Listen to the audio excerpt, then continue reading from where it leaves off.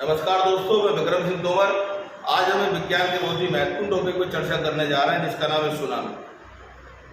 2004 में हम सबको पता है दुनिया में एक बहुत भयंकर भूकंप आया था, जिसे सुनामी के नाम से जाना था। सुनामी जो है दो शब्दों से मिलकर बना है। ये एक जापानी शब्द है। सु माने समुद्र का तट और नामी माने लहरें।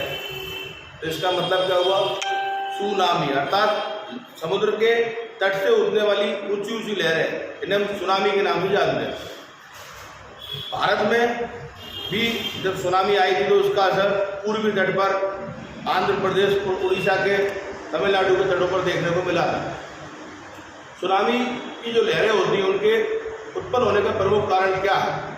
सुनामी की लहरें सबसे पहले तो यह बात ध्यान रखिए, जब समुद्र की निचली सतह पर हलचल होती है जिसमें भूकंप आता है, तो इसका पहला जो ओटी मिलेगा आपको कि सुनामी आने का प्रमुख कारण क्या है। तो सुनामी आने का प्रमुख कारण है समुद्र की निचली सतह पर भूकंप का आना। जब समुद्र की निचली सतह पर भूकंप आता है तो उसके कारण इलेक्ट्रोमैग्नेटिक वेव जनरेट होती हैं, विद्युत चुंबकीय तरंगें, जिनकी रफ्तार जो होती है लोअर सरफेस पे लगभग 800 किलोमीटर पर आवर होती है, 800 किलोमीटर प्रति घंटा। चूँकि ज़्यादातर सुनामी जो है दक्षिण पूर्वी प्रशांत महासागर में आती है, जहाँ पर हमारे आसियान कंट्रीज हैं, Cambodia, Brunei, Philippines, Laos, Vietnam. वहीं हमारा सबसे पूर्वी देश कौन है? जापान। जापान के ऊपर नॉर्थ कोरिया, साउथ कोरिया और चाइना है। तो जापान एक ऐसी टेरिटरी है जो प्राकृतिक रूप से भूकंपों से घिरा हुआ है, और जापान लगभग 3200 से 3500 द्वीपों से मिलकर बना हुआ है।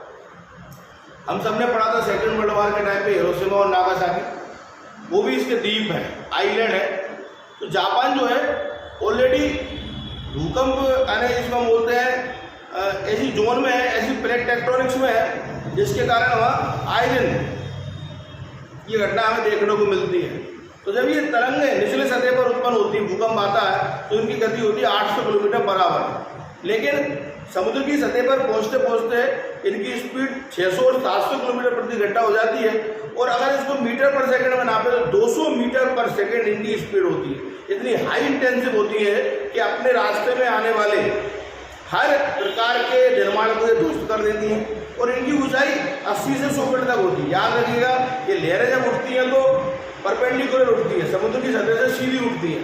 तो इनकी जो ऊंचाई होती है, हिट करती है अपर सरफेस को, तो लगभग इनकी ऊंचाई 10-20 फीट नहीं बोल रहा हूँ, 80 से 90 और 100 फीट तक इनकी ऊंचाई होती है। और 200 मीटर पर सेकंड अर्थात 5 सेकंड में ये 1 किलोमीटर का डिस्टेंस कवर कर लेती है। अर्थात इनकी स्पीड होती है 700 से 750 किलोमीटर प्रति घंटा।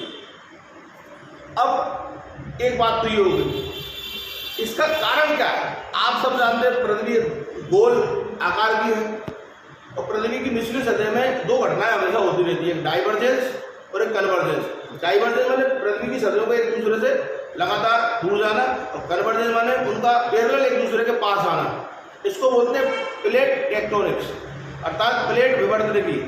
हिंदी में बोलते हैं प्लेट विवर्तन की, मतलब प्लेटों का अध्ययन, और इंग्लिश में बोलते हैं प्लेट टेक्टोनिक्स।